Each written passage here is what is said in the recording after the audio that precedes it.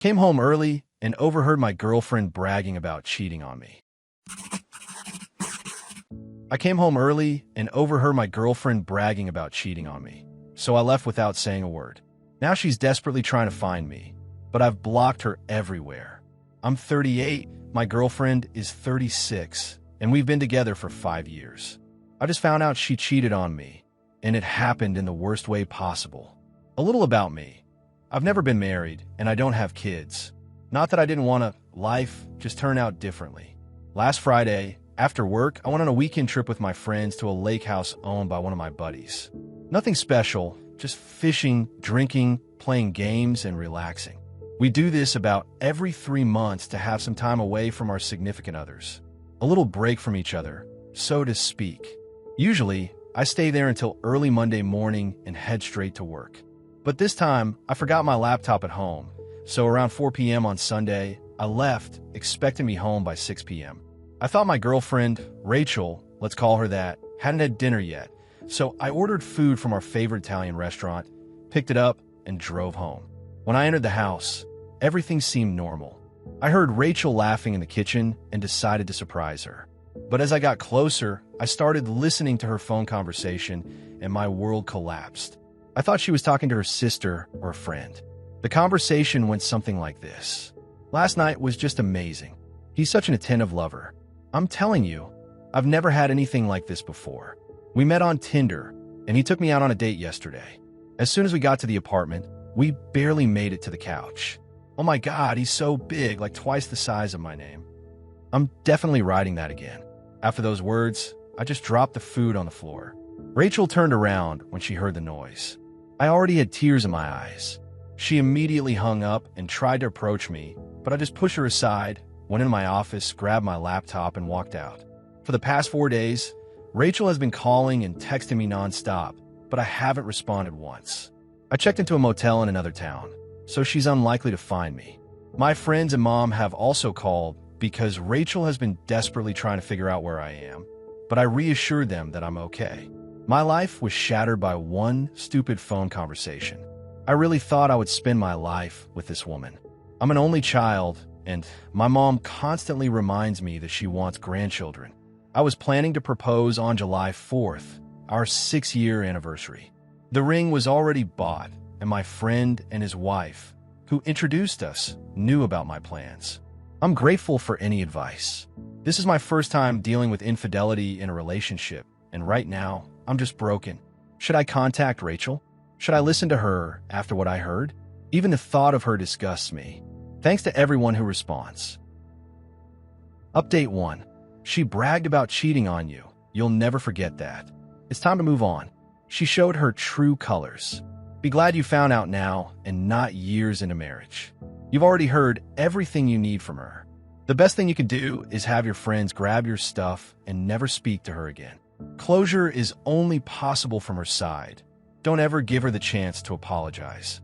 Ignore all her friends and anyone who tries to relay messages from her. Yeah, I agree with the previous comment. You're probably a good guy who could never imagine doing something like this to her. That's why you want to understand her, try to fix things, and be the one she chooses. But don't.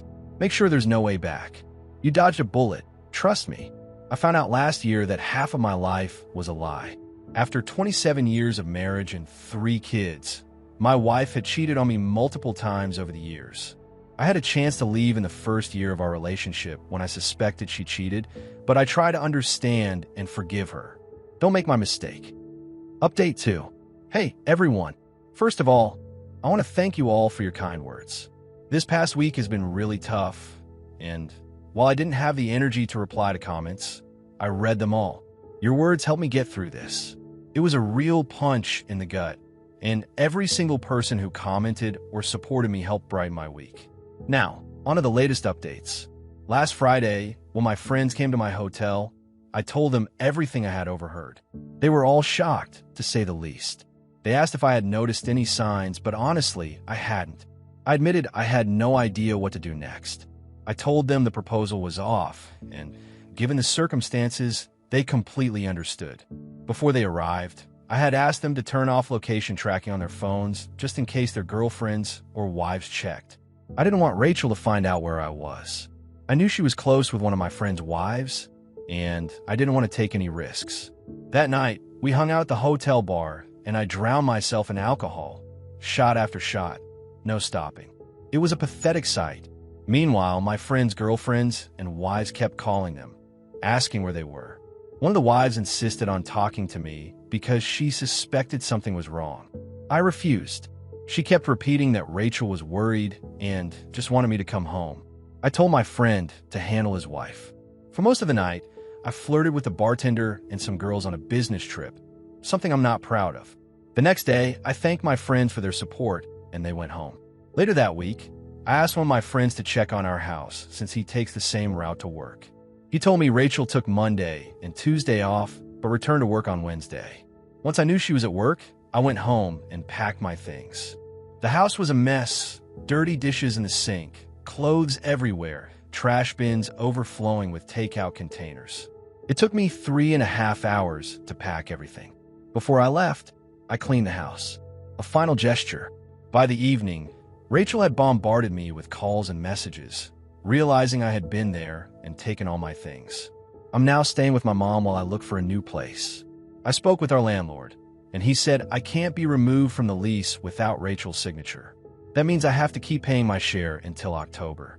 Mom said I could stay with her until then, and afterward, I'll find my own place.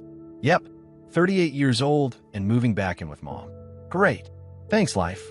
On Thursday, I finally contacted Rachel and told her we could meet at a bar downtown on Friday night. I warned her I'd bring a friend to keep things civil. She complained for several minutes, saying she wanted me to come home and talk things out.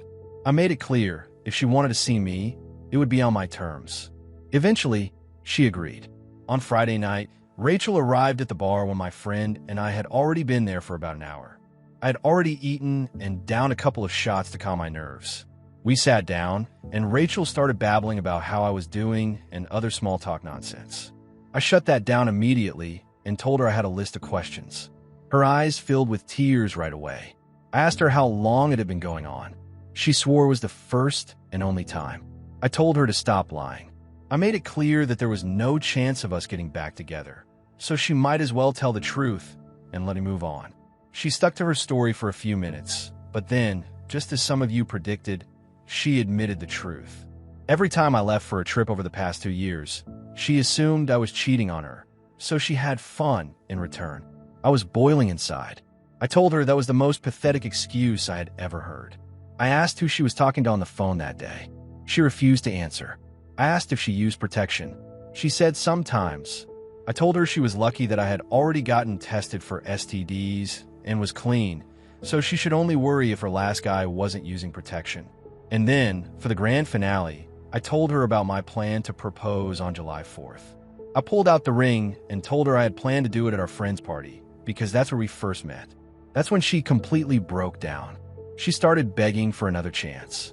I told her that I would always love the version of her that I thought she was, but the real her was dead to me. She has been texting me nonstop since then, but I'll be blocking her soon. Right now, I'm sitting here eating Buffalo Wild Wings, drinking beer, and watching fights. I hope Poirier wins, but I doubt it. My life is a mess, but thanks for listening, guys. Final update. Hey guys, I just wanted to give one last update. A few things have happened since my last post. Nothing too exciting, but still worth sharing. First, Rachel is officially uninvited from the July 4th party. That was one of my biggest concerns, and now I don't have to worry about running into her. Remember the wife who tried to talk to me at the bar? Turns out, Rachel told her that it was just a one-time mistake, so she had been trying to convince me to hear Rachel out. On Tuesday, I met with her and told her everything. She immediately called Rachel, who admitted it all. She then exploded on Rachel, telling her she'd better not show up at the party because I would be there. She said what Rachel did was disgusting and vile. Then she apologized to me, not for Rachel, but for herself, because she had no idea what really happened. I told her she had nothing to apologize for. We both trusted someone we thought was close to us. As for who Rachel was talking to on the phone when I overheard her, I'm almost certain it was her sister. 2 of her friends swore they didn't know about the cheating. Apparently, on Saturdays when I was away, Rachel hosted girls' nights at our place. They would drink wine, gossip, and talk about random stuff. One of the wives, who wasn't even that close to Rachel, confirmed that she had never heard anything about cheating. Another reason, I think it was her sister. I tried texting and calling her 3 times. Nothing. No messages. No calls back. Rachel's mom also called me. She said Rachel was in a deep depression over our breakup and asked if there was anything that could make me reconsider. I told her no. Nothing in the world will change my decision. On Monday, I went back to work after a week off, so now I'm back in my normal routine. I've cut back on drinking. My liver will thank me. This community has helped me a lot, and I'm truly grateful for each and every one of you. I don't know if I'll update this again because, honestly, I doubt I'll ever speak to Rachel again. Oh, and I've officially blocked her everywhere. The host of the July 4th party told me Rachel isn't doing well, though she said this before knowing the full story. But you know what? I'm not doing great either. The difference is I'm moving on. Well, that's the end of the story. Write in the comments if the author got it right.